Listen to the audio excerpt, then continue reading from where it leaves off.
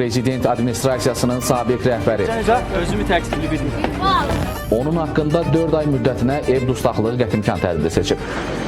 Heç şübhəm yoxdur ki, həbs olunacaq.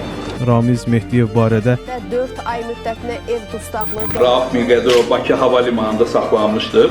Mikail Müşfiqi də 29 yaşında qidələmişdir. Məhkəmə xüsusilə ağır cinayət əməllərinə görə cinayət məsuliyyətinə cəlb edilmiş.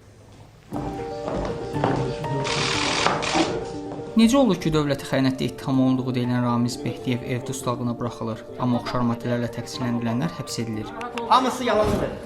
Məsələn, 2014-cü ildə Sülh və Demokratiya İnstitutunun rəhbəri Leyla Yunus və onun həyat yoldaşı Arif Yunusun ittiham olunduğu maddələr arasında dövlətə xəyanət də var idi.